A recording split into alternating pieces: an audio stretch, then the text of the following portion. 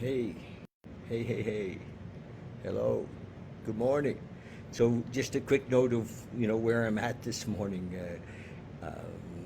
The Linda, who my beautiful, the mother of my children, my ex-wife. Years we were married, and many years, 30 some. I think we've been not married, and but we're buddies and kids together and grandkids together. And anyway, she has a tile store, and I know the tile business pretty well. And sometimes she asked me if I'll come and help out a little bit. So she needed the day off, and I said, sure, I'll come down and sit on the store for a bit. And so that's where I'm at. And it's, uh, I'm happy to help out. And she has a nice little tile store. It's called City Tile. And if you're ever in need of tile, come and see her. She's amazing at the tile business, helping people with design and stuff. It's a cute little store in Calgary. That's it. That's where I'm at today. And so September 1st, the Daily Reflection. We're reading from the Daily Reflection, and it's great today. It really is. The reading, it's a very short one, comes from As Bill Sees It, page 8. If more gifts are to be received, our awakening has to go on.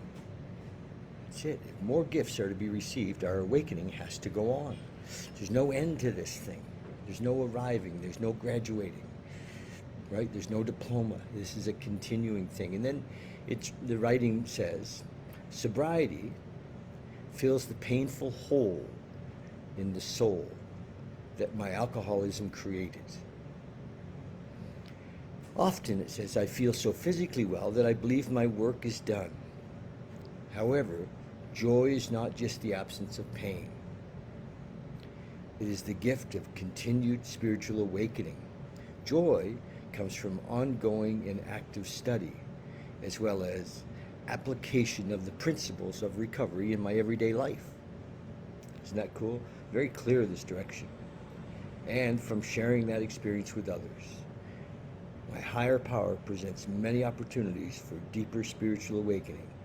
I need only to bring into my recovery the willingness to grow. Today, I am ready to grow. It's a beautiful reading. September 1st. Today, I am ready to grow. So it never ends. And I would have to say that, I sobered up many years ago. Linda and I were married at the time. My daughter was 6 months old, so it's coming up soon. It'll be 43 years ago that I sobered up, and the growth. I've asked for it. I keep in my prayer. It's always show me the 60,000 foot view or the 100,000 foot view. I'm available. I've asked for it, and sometimes you have to be careful what you ask for, because often for me, what we'll call spiritual growth comes with pain.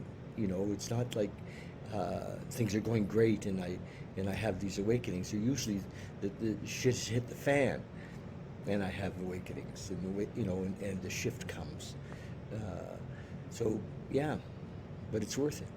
It's so worth it. So I'm very grateful to have stayed the course all these years, been what you might call a seeker all these years.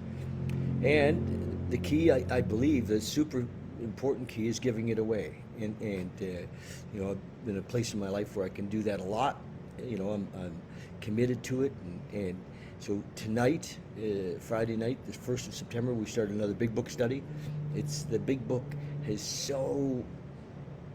it's got it. It's all in that book. It's so amazing. I mean, there's many spiritual paths to awakening. Many spiritual paths to awakening for the true seeker, But it's so simple for the addict or the alcoholic. It really helps us to go to the depths. It's the message that has depth and weight so the big book study helps us to really dig into it. And I love doing it with newcomers and helping them. The lights come on for them. Yeah, that's it. Yeah, big book study tonight. Next Monday night is we're back for another, I'll call it the fall season of meditation on Monday night. And, so we get together, we meditate, we talk about, that space, that still small space where where this, consciousness of a higher power exists. I call it the isness, the nowness, the stillness. You know, can't really be described. But through meditation, the practice of meditation, we get to watch and surrender our thoughts. Because it's what is it that keeps me from being here now? It's my crazy thinking and my often fear-driven, selfish, self-centered thinking. And in meditation, we get to see that and watch it and drop it and use fear as a gateway to the moment. Use our "what about me" as a gateway to the moment. And in the moment is this realization of a higher power, God consciousness. So meditation is a great practice, and it's suggested in the literature. Yes. So in October, I've got a weekend coming up, Dad's in Recovery. I'm working on that, and that's it. Love you guys, and I'm still planning to take a group to Mexico in January, February. Okay. Love you lots. Thanks.